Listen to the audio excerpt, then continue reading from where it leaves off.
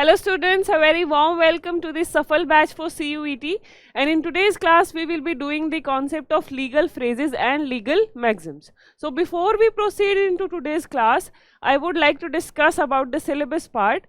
अभी तक हमने 27 lectures में आपका जो NCERT में legal studies का syllabus है वो almost cover कर लिया है.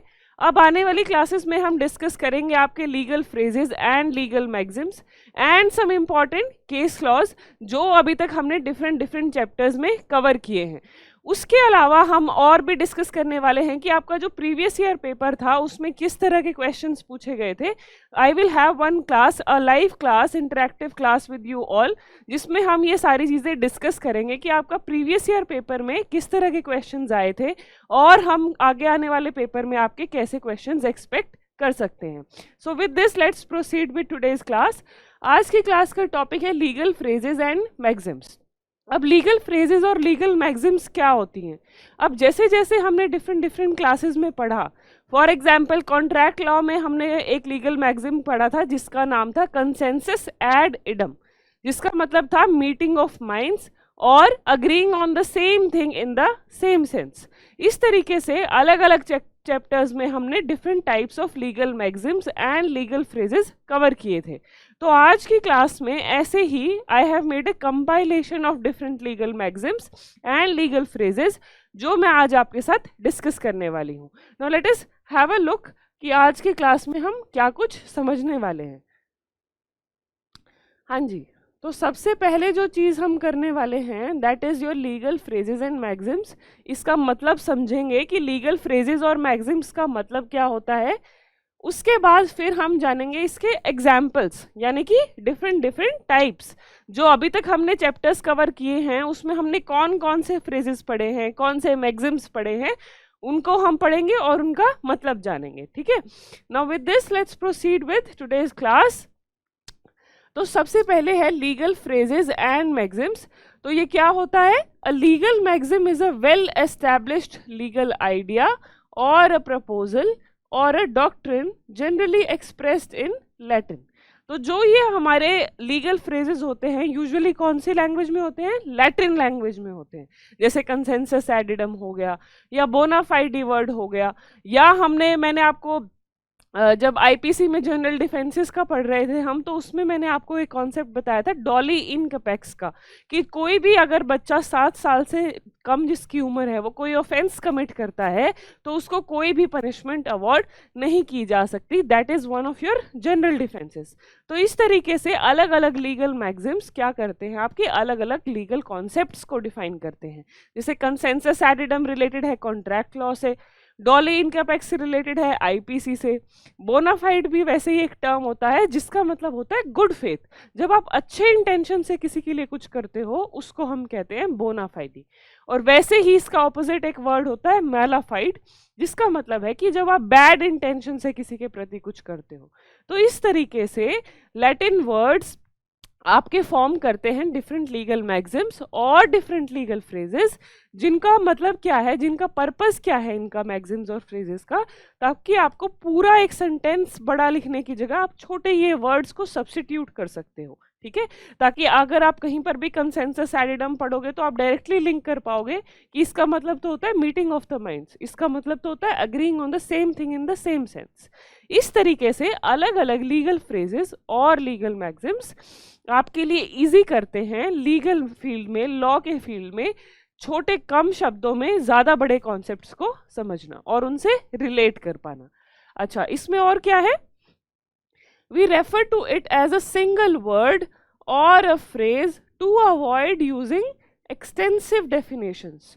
कि बड़ी बड़ी डेफिनेशंस लिखने की बजाय हम छोटे शब्दों में, कम शब्दों में एक इम्पॉर्टेंट कॉन्सेप्ट को समझा पाते हैं. अब वैसे ही आज की क्लास में हम अलग अलग तरह के लीगल फ्रेजेस के बारे में जानने वाले हैं. हाँ जी, तो सबसे पहले जो है हमारी दैट इज योर एब इनिशियो, जिसका मतलब है ये हमारी इस तरफ जो लेफ्ट साइड पे लिखी है ये आपकी होंगी लीगल फ्रेजेस. ऑलराइट. और जो यहाँ राइट साइड पे लिखे हैं वो है आपके इन फ्रेजेस और मैक्सिम्स के मीनिंग. ठीक है. तो सबसे पहला लीगल फ्रेज कौन सा है हमारे पास? एब इनिशियो, जिसका मतलब है फ्रॉम द वेरी बिगनिंग। अब ये कौन से चैप्टर से रिलेटेड है? ये हमने पढ़ा था आपके कॉन्ट्रैक्ट लॉ में। अवॉइड एब इनिशियो टर्म हमने पढ़ा था कि अगर किसी बच्चे के साथ, माइनर के साथ कोई कॉन्ट्रैक्ट बनाते हो तो वो कॉन्ट्रैक्ट वॉइड एब इनिशियो है। एब इनिशियो मतलब फ्रॉम द वेरी बिगनिंग, जिस मोमेंट में वो कॉन्ट्रैक्ट बनाया गया उस मोमेंट से लेकर एंड तक वो कॉन्ट्रैक्ट वॉइड रहेगा।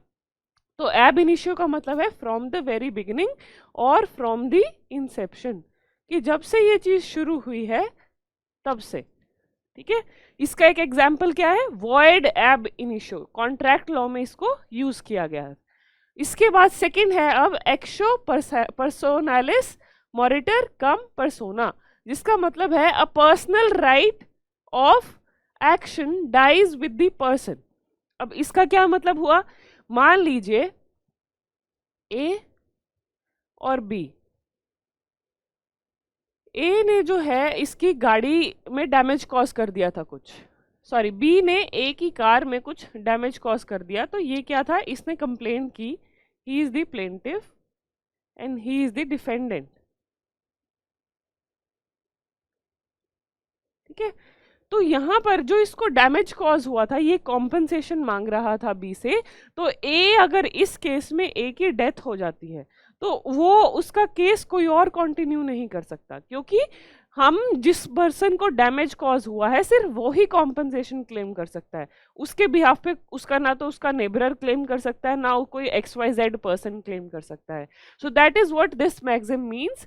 It says that a personal right of action dies with the person. अगर यहाँ ए मर जाता है तो उसका जो पर्सनल राइट है किसी के अगेंस्ट एक्शन लेने का वो भी खत्म हो जाता है। अब इसकी एक्सेप्शन है क्रिमिनल रॉन्ग्स।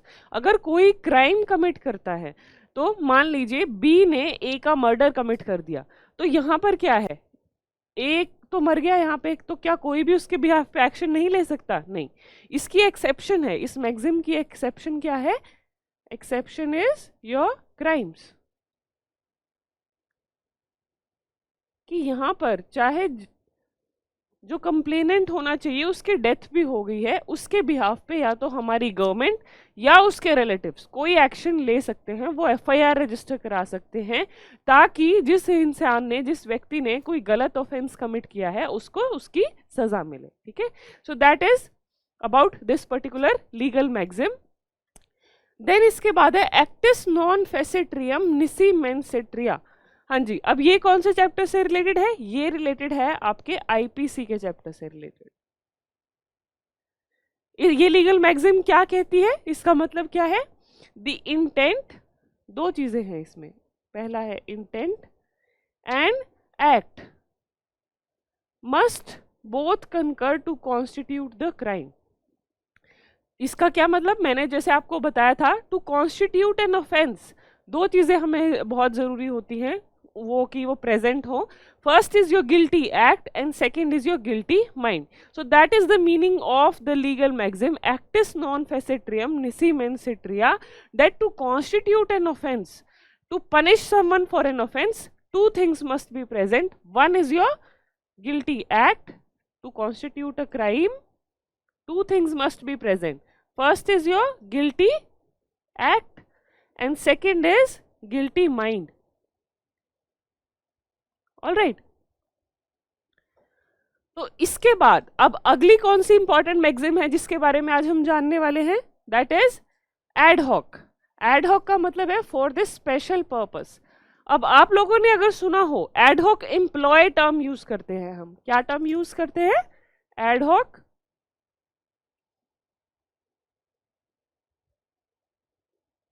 कि कई बार अगर आप लोगों ने न्यूज़पेपर में भी पढ़ा हो तो क्या एडवर्टीजमेंट आती है? वी नीड, कोई भी एक कंपनी है, कोई भी ऑर्गेनाइजेशन है, वो एडवर्टीजमेंट देंगे न्यूज़पेपर में कि हमें तो एक एड हॉक एम्प्लॉय चाहिए।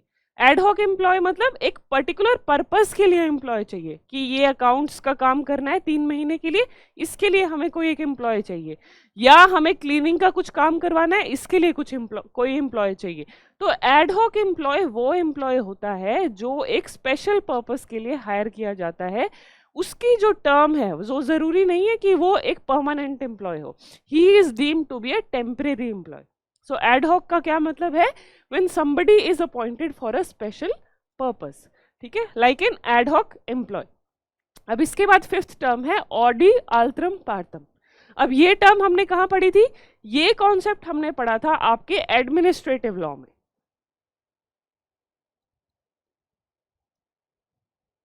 ऑलराइट,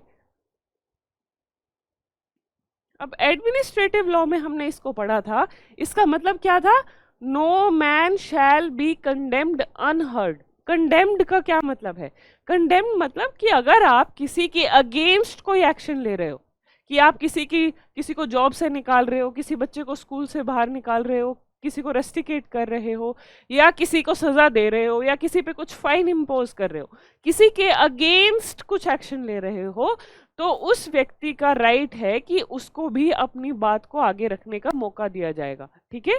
तो ये मैक्सिम वही कहती है that no one shall be condemned unheard. जब भी आप किसी के अगेंस्ट एडवर्स एक्शन ले रहे हो, आपको उस व्यक्ति को उसकी बात रखने का मौका जरूर देना चाहिए। ये हमारा क्या है? Principle of natural justice. So ऑडी आल्त्रम पार्थम is what? It is your principle of natural justice.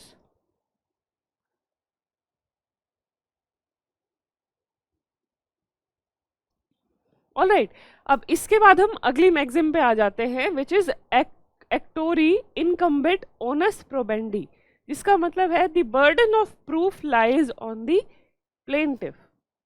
अब बर्डन ऑफ प्रूफ हमारा क्रिमिनल लॉ में चला जाता है, तो ये मैक्सिम कौन से उससे रिलेटेड है? It is related to criminal law,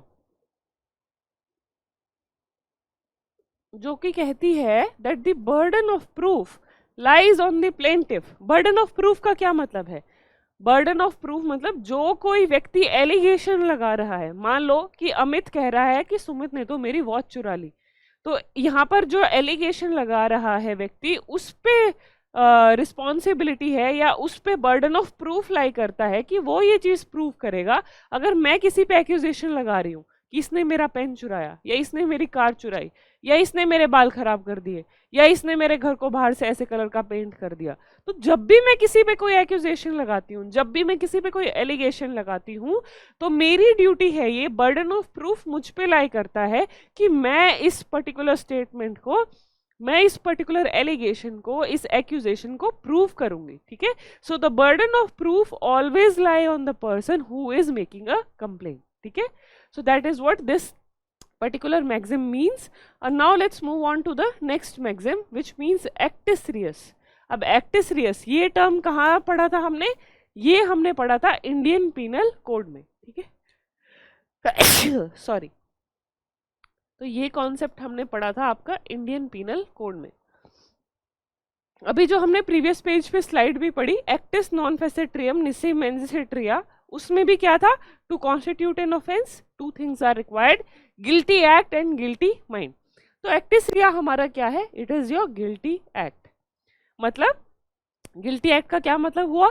जब आप किसी के अगेंस्ट बुरी इंटेंशन से, with a bad intention, you do something, कि उसको कुछ नुकसान हो जाए, या उसको कुछ इंजरी हो जाए, या उसकी प्रॉपर्टी को डैमेज हो जाए, या उसको कुछ पर्सनल डैमेज हो जाए, तो वो क्या है? आपका एक गिल्टी एक्ट।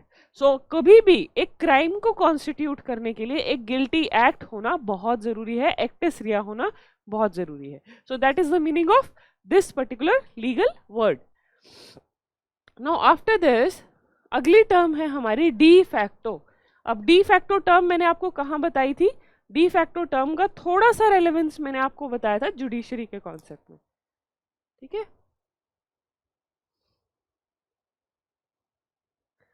दो चीजें बताई थी मैंने आपको यहाँ पर, डी फैक्टो और डी जोरे। पहले हम डी फैक्टो का मतलब देखते हैं क्या है। Existing in actuality especially when contrary to और not established by law. De facto मतलब जो इन एक्चुअल प्रैक्टिस वर्किंग में है। फॉर एग्जाम्पल, जैसे मैंने आपको बताया था de facto head and D jure head of the country. हमारी कंट्री में दो तरह के हेड है। कैसे? एक है डी फैक्टो, एक है डी जोरे।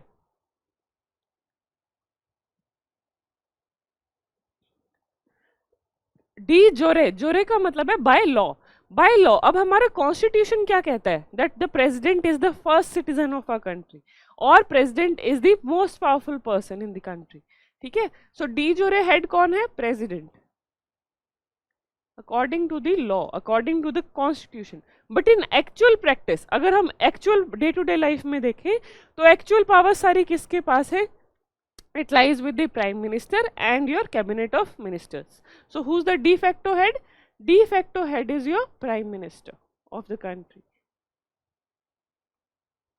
So de jure head is anyone who is given some power by way of law.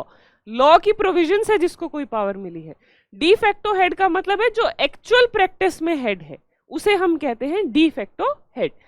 Now after this, ये आपको आई होप क्लियर हो गया है डी फैक्टो और डी जोरे क्या होता है और हमने ये कौन से चैप्टर में पढ़ा था, कौन से चैप्टर से ये रिलेटेड है।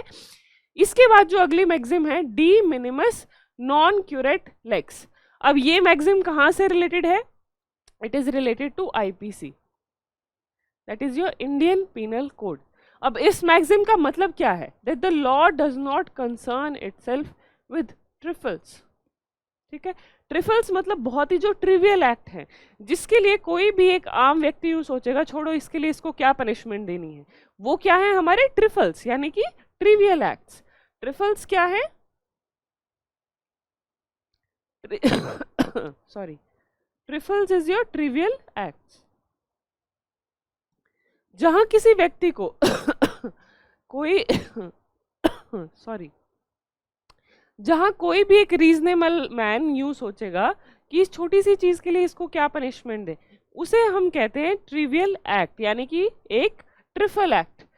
तो वहां पर हमारा आईपीसी क्या कहता है? जब भी कोई एक ट्रिवियल एक्ट करता है या ट्रिफल एक्ट करता है तो जरूरी नहीं है कि उसको उसके लिए पनिशमेंट दी जाए। अब ये कहां पर है? हमारे इंडियन पीनल कोड में कुछ जनरल डिफेंसेस हैं कि अगर कोई ऑफेंस कमिट भी करता है तो उसको पनिशमेंट ना दी जाए। तो इस तरीके से हमारे पास कुछ जनरल डिफेंसेस दिए गए हैं। तो उनमें से एक जनरल डिफेंस है ये हमारा de minimis non curat lex, कि अगर कोई एक ट्रिवियल सा एक्ट कमिट करता है, कोई भी एक मामूली सा ऑफेंस कमिट करता है, तो हो सकता है उसको फाइन दे के छोड़ दिया जाए, हो सकता है उसको 1 दिन की सजा दी जाए।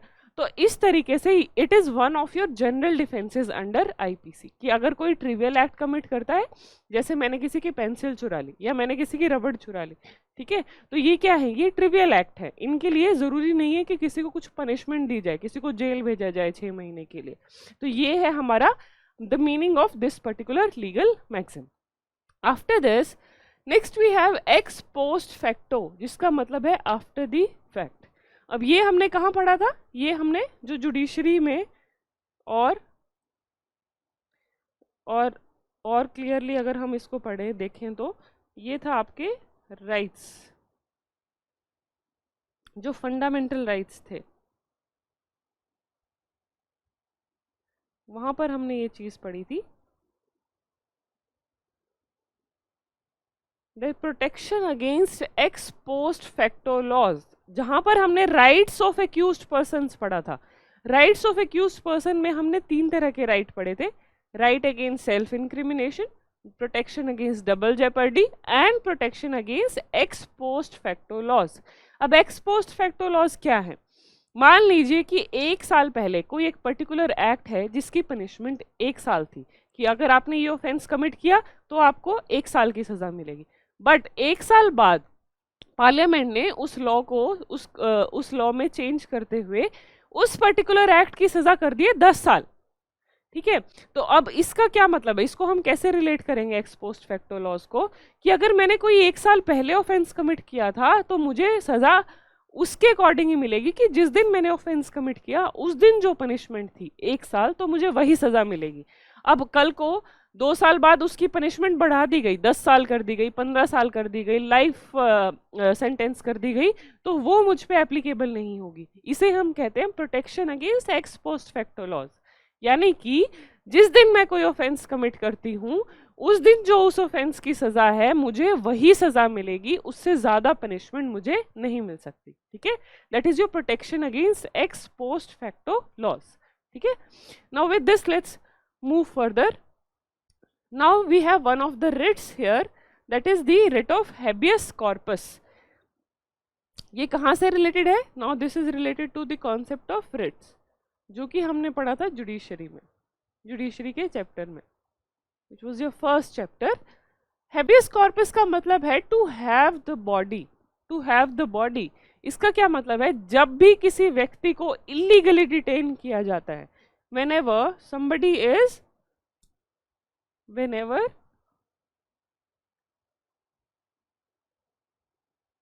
someone is detained, यानी कि उसको जेल में बंद कर दिया गया इलीगली। इलीगली मतलब ना तो आपने उसको कारण बताया है कि आप उसे क्यों अरेस्ट कर रहे हो, ना आपने उसको वारंट शो किया है, ना आपने कोर्ट से परमिशन ली है कि उसको अरेस्ट किया जाए। तो यहाँ पर ये सब क्या है? इलीगल डिटेंशन है। अब जब भी किसी व्यक्ति को इलीगली डिटेन किया गया है तो उसको वहां से रिलीज कराने के लिए, वहां से डिटेंशन से बरी कराने के लिए we have the writ of habeas corpus. तो इसके अंदर आप या तो सुप्रीम कोर्ट जा सकते हो अंडर आर्टिकल 32, और you may go to article the high court under article 226 कि ऐसे ऐसे इस व्यक्ति को इलीगली डिटेन कर लिया गया है, kindly direct the police authorities to release him from the custody. ठीक है, so that is your writ of habeas corpus. इसके बाद अब नेक्स्ट है हमारा इग्नोरेंशिया जुरिस नॉन एक्सक्यूजेड। अब ये एक जनरल लीगल मैक्सिम है जिसका मतलब है ignorance of law is no excuse. ये बहुत ही इंपॉर्टेंट लीगल मैक्सिम है, इग्नोरेंशिया जुरिस नॉन एक्सक्यूजेड, कि कल को आपने कोई ऑफेंस कमिट कर दिया और कोर्ट में जब आपका ट्रायल हुआ या इन्वेस्टिगेशन हुई तो आप यूं कहते हो मुझे तो पता ही नहीं था कि ये पर्टिकुलर एक्ट एक ऑफेंस है, तो वो आप डिफेंस नहीं ले सकते। तो क्या प्रिज्यूम किया जाता है कि अगर हमारी कंट्री में कोई भी व्यक्ति रह रहा है या कोई भी बाहर से आया है तो ये प्रिज्यूम किया जाएगा कि उसको हमारे सभी लॉज की नॉलेज है। ठीक है, तो कल को वो कोई ऑफेंस भी कमिट करता है, कोई भी एक गलत काम भी करता है, तो कल को वो ये डिफेंस नहीं ले सकता कि मुझे तो इस पर्टिकुलर लॉ की नॉलेज ही नहीं थी। ठीक है, so ignorance of law is no excuse और ignorance of law is no defence. So after this, next maxim that we have is legis posterioris prorioris contrarias abrogant, जिसका मतलब है later laws repeal the earlier laws inconsistent therewith, कि अगर कोई नया law बना है, कोई नया कानून बना है और वो जो उससे पहले कानून एग्जिस्ट कर रहा था उससे कॉन्ट्ररी है, उसके ऑपोजिट है, तो जो आज प्रेजेंट लॉ बनाया गया है वो एप्लीकेबल होगा। जैसे मैंने आपको एक्स पोस्ट फैक्टो लॉज में बताया, अगर हम उसी से समझे तो उसमें क्या है, अगर किसी एक पर्टिकुलर ऑफेंस की सजा पहले 1 साल थी और आज वो बढ़ाकर 10 साल कर दी गई है, जैसे कि हमारे 2018 में अमेंडमेंट हुई थी आईपीसी में, जो भी हमारे रेप से रिलेटेड लॉज थे, रेप की पनिशमेंट को बढ़ा दिया गया था, तो ये हम कैसे लीगल मैक्सिम उस पर अप्लाई करेंगे कि कॉन्ट्रेरी, कि पहले तो जो एक्यूज पर्सन है वो ये डिफेंस नहीं ले सकता कि कल को तो उसकी सजा 10 साल थी, आपने जब मैंने ये ऑफेंस कमिट किया तो इसको लाइफ सेंटेंस में कन्वर्ट कर दिया। तो यहाँ पर ये मैक्सिम क्या कहता है कि जिस दिन आपने ऑफेंस कमिट किया उस दिन जो पनिशमेंट है वो ही आपको अवॉर्ड की जाएगी। आप ये डिफेंस नहीं ले सकते कि पहले तो इसकी सजा इतनी थी तो आप मुझे उतनी ही सजा दीजिए। ठीक है, सो हमेशा जो एट प्रेजेंट लॉ है किसी भी फील्ड का है, जो नया लॉ बना है हमेशा वो ही लॉ एप्लीकेबल होता है। ठीक है, बट इसमें एक चीज है, the law is applicable after the date it is made, कि अगर कोई लॉ मान लीजिए 1 जनवरी 2023 को बना है तो ये आगे को अप्लाई होगा, यानी कि अगर अब 1 जनवरी 2023 को या इसके बाद कोई भी ऑफेंस कमिट होता है तो नया लॉ एप्लीकेबल होगा।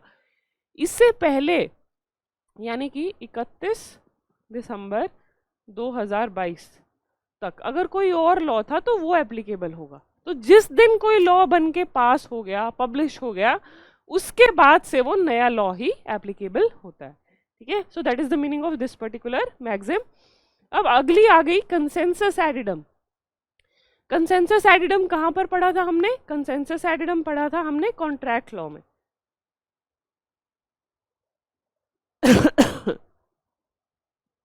जिसका मतलब है agreeing on the same thing in the same sense, या इसका मतलब है मीटिंग ऑफ माइंड्स।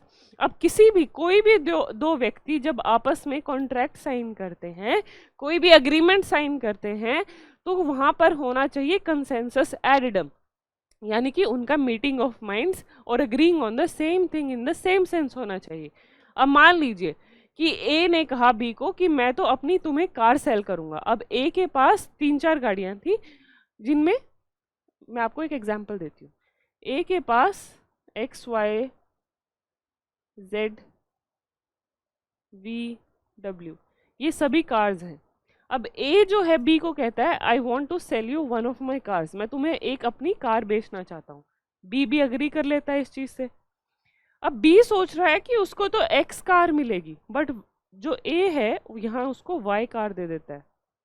तो यहाँ पर क्या है, there is no meeting of minds. इन्होंने आपस में क्लैरिटी नहीं की कॉन्ट्रैक्ट में, there is no meeting of minds, there is no agreeing on the same thing in the same sense. तो यहाँ पर ऐसे कॉन्ट्रैक्ट जो होते हैं जहाँ पे कंसेंसस एडिडम मिसिंग होता है, वो कॉन्ट्रैक्ट फिर हमारे वॉइड कॉन्ट्रैक्ट हो जाते हैं, ठीक है। या उन कॉन्ट्रैक्ट्स की कुछ भी वैलिडिटी नहीं होती, क्योंकि वहां पर कुछ भी सर्टिनिटी नहीं है। तो इस तरीके से ये एक इंपॉर्टेंट लीगल मैक्सिम है जिसका नाम है कंसेंसस एडिडम, यानी कि meeting of minds. After this now next legal maxim that we have is ut lite pendente nihil innovetur. ये लीगल मैक्सिम भी हम कवर कर चुके हैं। ये हमने पढ़ा था आपका डॉक्ट्रिन ऑफ लिस पेंडेंस, ठीक है। कहाँ पढ़ा था हमने ये? डॉक्ट्रिन ऑफ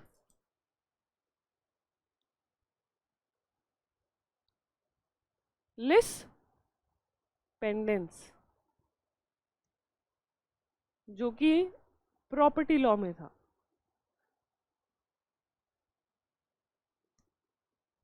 अब ये क्या कहता है?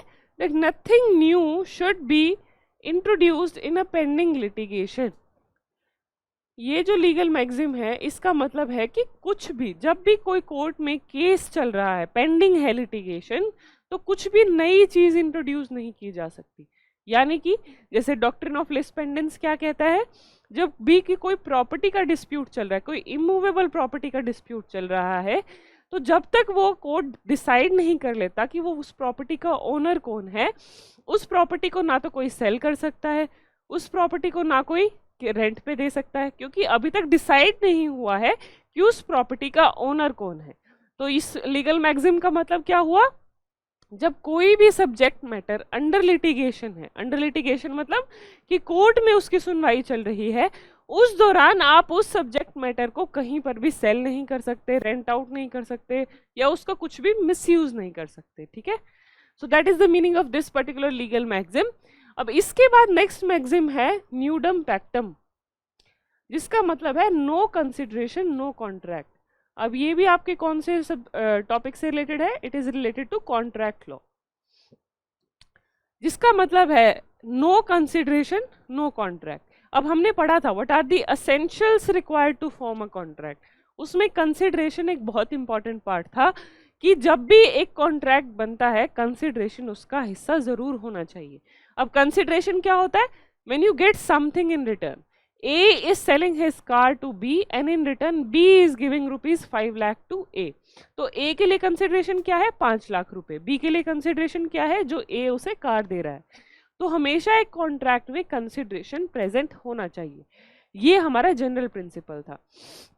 अब इसकी एक एक्सेप्शन है। इसकी एक्सेप्शन क्या है? whenever the transfer is made out of natural love and affection, जब भी आप out of natural love and affection अपनी प्रॉपर्टी किसी को सेल कर रहे हैं, प्रोवाइडेड वो जो अग्रीमेंट है वो रिटन है और रजिस्टर्ड है, वहां पर हम क्या कहेंगे? That will be the exception of this particular legal maxim. क्योंकि वो एक तरीके से क्या हो गया? गिफ्ट। गिफ्ट क्या है? आप तो किसी को कुछ ट्रांसफर कर रहे हैं पर बदले में आप कुछ नहीं ले रहे, तो वहां पर एक पार्टी के लिए कंसिडरेशन मिसिंग है, बट स्टिल वो कॉन्ट्रैक्ट वैलिड कॉन्ट्रैक्ट माना जाता है। इस तरीके से that is an exception to the principle of nudum pactum, ठीक है। नाउ नेक्स्ट रेमेडी और next legal maxim we have is ubi jus ibi remedium, जिसका मतलब है where there is a right there is a remedy. अब ये कौन से टॉपिक से रिलेटेड है? ये आपके टॉर्ट से रिलेटेड है।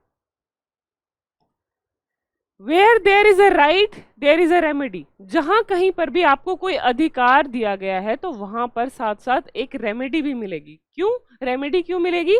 कि मान लीजिए कभी भी आपका राइट वायलेट हुआ तो आपके पास एक रेमेडी होनी चाहिए कि जी इसने मेरा ये राइट वायलेट किया, इसने मेरी प्रॉपर्टी को ऐसे डैमेज किया, या इसने मुझे ऐसे इंजरी कॉज की, या इसने मेरा डेफेमेशन किया कि मेरी जो रिस्पेक्ट है उसको सोसाइटी में डाउन किया, तो वो भी क्या है? एक sort of damage that has been cause to you. तो जब भी आपका राइट वायलेट होगा उसके साथ साथ आपको एक रेमेडी जरूर मिलेगी। So that has been stated by this particular legal maxim. और ये मैक्सिम कहाँ किसका बेस है? It forms the basis of the contract, forms the basis of the concept of thoughts. ठीक है, अब इसके बाद जो नेक्स्ट लीगल मैक्सिम है that is your concept of locus standi. अब लोकस स्टैंडाई का कॉन्सेप्ट हमने कहाँ पढ़ा था? लोकस स्टैंडाई भी हमने जुडिशरी का जब कॉन्सेप्ट पढ़ रहे थे उसमें एक पर्टिकुलर कॉन्सेप्ट पढ़ा था जो कि था PIL, यानी कि public interest litigation. Public interest litigation क्या था? उसके साथ लोकस स्टैंडाई का कॉन्सेप्ट पढ़ना बहुत जरूरी है, जो कि क्या कहता है इन जनरल क्या होता है कि जिस व्यक्ति का राइट वायलेट होता है वो ही कोर्ट में जा सकता है एक्शन लेने के लिए। ठीक है, मेरी गाड़ी में अगर किसी ने डैमेज कॉज किया है तो मैं ही एक्शन लेने के लिए कोर्ट जा सकती हूँ। मेरी प्रॉपर्टी पे कोई कब्जा करने की कोशिश कर रहा है तो उसमें मैं ही एक्शन लेने के लिए कोर्ट में जा सकती हूँ। ठीक है, ये हमारा लोकस स्टैंडाई का कॉन्सेप्ट है जो कि कहता है the right of a party to appear and to be heard before a court, कि जब भी आपका कोई राइट वायलेट होगा आपके पास अधिकार है, आपके पास राइट है कि आप कोर्ट में जाके एक रेमेडी सीख कर सकते हैं। इसकी एक एक्सेप्शन है कॉन्सेप्ट ऑफ PIL। अब PIL इसकी एक्सेप्शन कैसे है? पब्लिक इंटरेस्ट लिटिगेशन, जनहित याचिका। वो कैसे इसकी एक्सेप्शन है कि मान लीजिए एक ग्रुप ऑफ पीपल, विलेजर्स एक गांव में रहते थे, अब वहां पर एक डेवलपमेंट एक्टिविटी होनी है। मान लीजिए वहां पे एक बहुत बड़ा स्टेडियम बनना है, तो वहां पर उनकी लैंड को एक्वायर किया गया और उनको रिप्लेस कर दिया गया, कहीं और भेज दिया गया। अब वो व्यक्ति क्या कह रहे हैं कि हमारा राइट वायलेट हो रहा है, हमारा राइट टू लाइफ वायलेट हो रहा है, राइट टू लाइवलीहुड वायलेट हो रहा है। अब इन लोगों के राइट्स को कोर्ट में रिप्रेजेंट करते हैं कोई एक सीनियर एडवोकेट।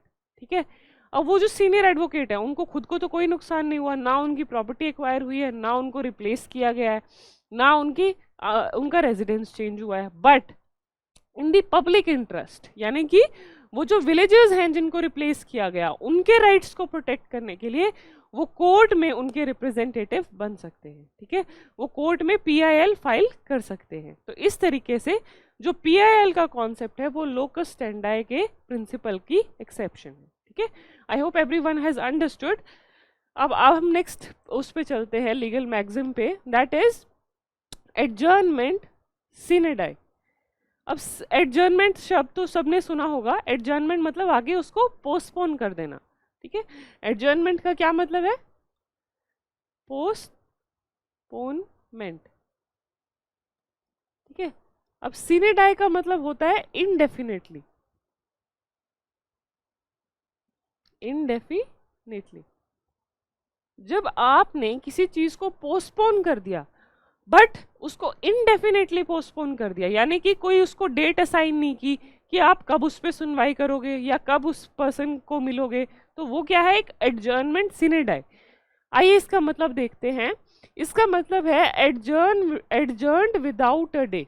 अब मान लीजिए कोर्ट की कोई हियरिंग है, उसको कोर्ट ने एडजर्न कर दिया सिने डाई, यानी कि कोई डेट ही नहीं असाइन की, वो है एडजर्नमेंट सिने डाई। और ये टर्म आपको कहाँ सुनने को मिलेगी? जब पार्लियामेंट में डे टू डे हियरिंग चल रही होती है तो वहां पर भी पार्लियामेंट के सेशन को कई बार एडजर्न्ड सिने डाई कर देते हैं। सिने डाई मतलब इनडेफिनेटली उसको पोस्टपोन कर देते हैं और ये नहीं बताते हैं कि अगली हियरिंग, अगली सिटिंग कब होगी। That is your concept of adjournment of sine die. ठीक है, now after that next legal maxim we have is alibi, very important. ये आपके कहां से, कौन से कॉन्सेप्ट से रिलेटेड है? It is related to the concept of evidence law. पहले इसका मतलब देखते हैं कि इसका मतलब क्या है। It means at another place और एल्सवेयर। ठीक है, अब एलिबाई का क्या मतलब हुआ? मान लीजिए ए पे एलिगेशन लगती है कि तुमने 1 जनवरी 2023 को दिल्ली में बी का मर्डर किया, ठीक है। तो ए क्या डिफेंस लेता है कोर्ट में? ए कहता है कि 1 जनवरी 2023 को तो मैं दिल्ली में था ही नहीं, मैं तो लखनऊ में था मीटिंग के लिए, ठीक है। ये क्या है? He is saying that I was not there on the day of commission of the offence, कि जिस दिन ऑफेंस हुआ, जिस दिन क्राइम कमिट हुआ, मैं तो वहां पर था ही नहीं। तो वो क्या ले रहा है? Plea of alibi. वो एक डिफेंस क्लेम कर रहा है जो कि है alibi, that he was saying he was elsewhere, he was somewhere else. तो ये क्या है?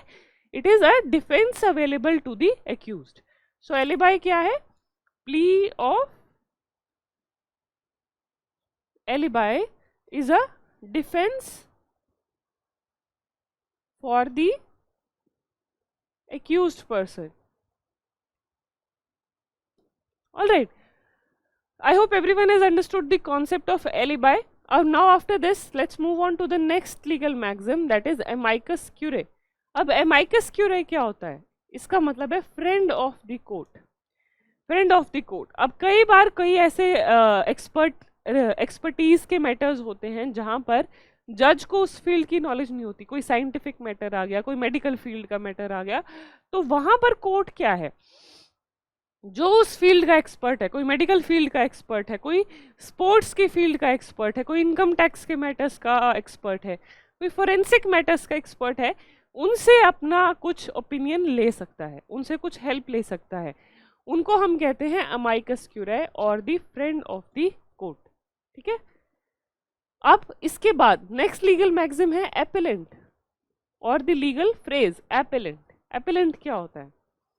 जब भी किन्हीं दो व्यक्तियों के बीच केस चलता है, फॉर एग्जाम्पल हम सिविल मैटर्स का ले लेते हैं, प्लेंटिफ वर्सेस डिफेंडेंट, ये दो टर्मिनोलॉजीज होती हैं सिविल केसेस में।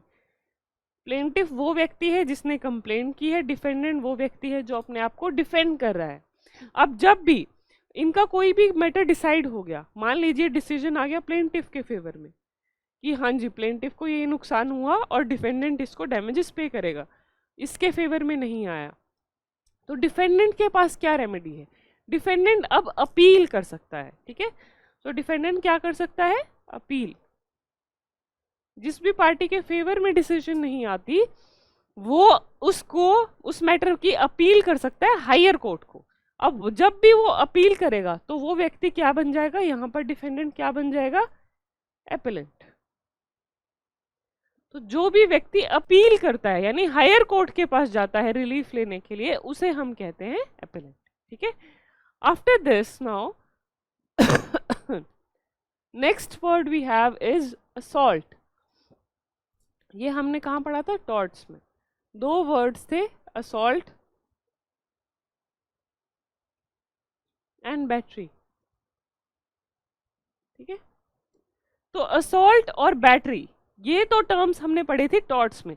असॉल्ट होता है when by way of your actions और by way of your words you cause an apprehension into someone's mind, कि आप उस व्यक्ति को या तो कोई इंजरी कॉज करने वाले हो या उसकी प्रॉपर्टी डैमेज करने वाले हो, वो होता है असॉल्ट।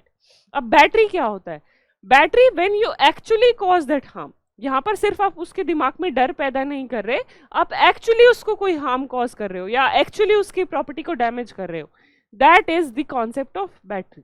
तो असॉल्ट में सिर्फ आप किसी को डरा रहे हो और बैटरी में आप उसको एक्चुअल हार्म कॉज कर रहे हो। So that way assault means striking another person, ठीक है, मीनिंग कॉजिंग एप्रीहेंशन और फियर इन समवन्स माइंड, ठीक है। Now after that next maxim we have is bona fide. Bona fide क्या होता है? बोनाफाइड का मतलब है गुड फेथ। जब आप अच्छी इंटेंशन के साथ किसी के लिए कुछ करते हो, मतलब with a good intention, when you are doing something for someone with a good intention। अब जो डॉक्टर है, डॉक्टर को कई बार ऐसी सिचुएशन अराइज हो जाती है कि उसको पेशेंट को सेव करने के लिए इमरजेंसी ऑपरेशन परफॉर्म करना पड़ता है, and while performing that operation if the patient dies, तो क्या हम डॉक्टर को मर्डर के लिए लाइबल करेंगे कि इसने तो इसकी डेथ कॉज की है? नहीं। Because here the doctor was acting in good faith, doctor एक अच्छी इंटेंशन के साथ काम कर रहा था, he was trying to save the patient from the agony और द पेन। तो इस तरीके से हम कहते हैं कि जब भी कोई व्यक्ति, कोई भी इंसान एक गुड फेथ के साथ कोई भी बोनाफाइड एक्ट करता है, तो he is prevented from any form of punishment, उसको कोई भी पनिशमेंट अवॉर्ड नहीं की जा सकती। ऑलराइट, इसका अब ऑपोजिट जो है, इसका ऑपोजिट वर्ड है मालाफाइड। मालाफाइड का मतलब है बैड इंटेंशन। जब कोई भी व्यक्ति एक बुरी इंटेंशन के साथ कोई एक्ट करता है, किसी को कोई हार्म कॉज करने के लिए, किसी को कोई नुकसान करने के लिए, किसी के साथ कोई फ्रॉड कमिट करता है, उसे हम कहते हैं mala fide act. Mala fide is opposite of the word bona fide, ठीक है। Now after this next term we have is caveat emptor, जिसका मतलब है let the buyer be aware. Very simple, जब भी आप कोई चीज खरीदते हैं, आप क्या है, बायर। तो बायर की ड्यूटी है कि वो सारी जो वो प्रोडक्ट बाय कर रहा है या प्रॉपर्टी बाय कर रहा है, कुछ भी चीज बाय कर रहा है, उसकी स्पेसिफिकेशंस को जाने, उसकी डिटेल्स को जाने कि क्या उसमें कोई कमी तो नहीं है, क्या उसमें कोई डिफेक्ट्स तो नहीं है। तो ये ड्यूटी किसकी है, बायर की। तो इस पे कौन सी लीगल मैक्सिम अप्लाई होती है, कैविएट एम्प्टर, कि जब भी आप कोई चीज खरीद रहे हैं तो आपकी जिम्मेवारी है कि आप सारी चीजें, सारी डिटेल्स उसके बारे में पता करेंगे, ठीक है। उसके बाद जो नेक्स्ट वर्ड है that is the word is coercion. Coercion का क्या मतलब है, to force someone by pressure to do an act, ठीक है, कि कोई अपनी इच्छा से कोई काम करना नहीं चाहता है, बट आप उसको डरा धमका कर कोई काम करा रहे हो कि अगर तुमने ये डॉक्यूमेंट साइन नहीं किया तो I will kidnap your child. वो क्या है, कोअर्जन, कि आप किसी को कंपेल कर रहे हो, किसी को फोर्स कर रहे हो वो एक्ट करने के लिए जो वो अपनी मर्जी से या अपनी इच्छा से कभी भी नहीं करता। तो ये कोअर्जन का टर्म हम यूज करते हैं इन दी सब्जेक्ट ऑफ और in the topic of contract law, कि जो भी कभी कोई कॉन्ट्रैक्ट बनता है कोअर्जन के थ्रू, यानी कि कंपल्शन के थ्रू या थ्रेट के थ्रू, वो कॉन्ट्रैक्ट एक हमेशा वॉइडेबल कॉन्ट्रैक्ट है, यानी कि उसको it can be put to an end, ठीक है। Now after this next word we have is corpus delicti. Corpus delicti that means the body और द जिस्ट ऑफ क्राइम, यानी कि जब भी कोई ऑफेंस कमिट होता है, मान लीजिए कोई एक्सीडेंट हुआ है, तो वहां पर एक्सीडेंट के जो भी वहां पे टायर मार्क्स हैं या जो डैमेज्ड कार है या किसी व्यक्ति को इंजरी हुई है, इंजर्ड पर्सन है, वो सब क्या है, कॉर्पस डेलिसिटी, यानी कि वो किसी ना किसी तरीके से ये दिखाते हैं, या जो इन्वेस्टिगेटिंग ऑफिसर है, पुलिस अथॉरिटीज हैं, जो उसको देख के आइडिया लगा सकते हैं कि एक्चुअल में हुआ क्या है, क्या किसी की डेथ कॉज हुई है या सिर्फ किसी को इंजरी कॉज हुई है, क्या स्पीड ज़्यादा थी इस वजह से ऑफेंस कमिट हुआ, या किसी ने पीछे से ठोक दिया है इसलिए ऑफेंस हुआ है। तो that is the meaning of the word corpus delicti, जिसका मतलब है द बॉडी और द जिस्ट ऑफ क्राइम, जिससे हम ये जान सकें कि क्राइम एक्चुअल में हुआ क्या है, ठीक है। Now after this next word we have is mandamus. तो मेंडेमस भी क्या है, mandamus is also one of your writs which is provided under the chapter of judiciary, जिसका मतलब है कमांड ऑफ कोर्ट। जब भी कोई गवर्नमेंट अथॉरिटीज, गवर्नमेंट ऑफिशियल, कोई भी गवर्नमेंट डिपार्टमेंट अपना काम अच्छे से नहीं कर रहा है, तो आप कोर्ट में जाकर उसकी कंप्लेंट फाइल कर सकते हैं और रिट फाइल कर सकते हैं, विच इज मेंडेमस, कि kindly direct the concerned authorities to do their work. तो कोर्ट वहां पर उनको डायरेक्ट करेगा and that is your writ of मेंडेमस।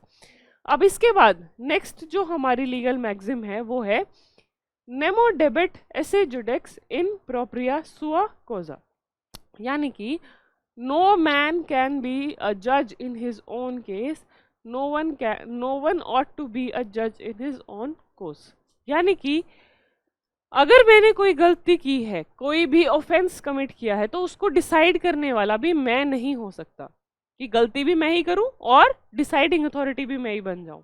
That will be against the principle of natural justice, यानी कि नो वन कैन बी ए जज in his own case, कि मैं ही गलती कर रहा हूं और मैं ही डिसाइड कर रहा हूं कि मैं गिल्टी हूं या नहीं हूं, that can not be done. ठीक है, so that is what the legal maxim says. Now last maxim for today will be nemo debet bis vexari pro una et edam causa, जिसका मतलब है a man shall not be vexed twice for one and the same cause. अब ये कहाँ से related है? ये भी हमारे जो फंडामेंटल राइट्स में हमने डबल जेपर्डी का कॉन्सेप्ट पढ़ा. डबल जेपर्डी क्या है? Protection which is given to the accused person, कि अगर किसी व्यक्ति को एक बार एक ऑफेंस की सजा मिल चुकी है, वो उसकी सजा काट चुका है, तो आप बार बार उसको सेम चीज के लिए, सेम ऑफेंस के लिए पनिश नहीं कर सकते. ठीक है, so that is what this particular doctrine says, that the man shall not be vexed. Vexed का मतलब है punished. The man shall not be punished twice for the same offence. तो यहाँ पर कोई भी व्यक्ति को एक ऑफेंस की बार बार सजा नहीं मिलेगी. That is what this particular maxim says. So, okay. So that's all for today's legal maxims and phrases. I'll be coming up with another such similar class. Next class में हम similarly ऐसे ही कुछ और legal phrases and legal maxims discuss करेंगे.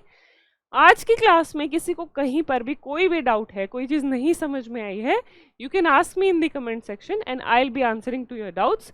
So that's all for today's class. Thank you everyone. I hope you all have an amazing day ahead. Thank you.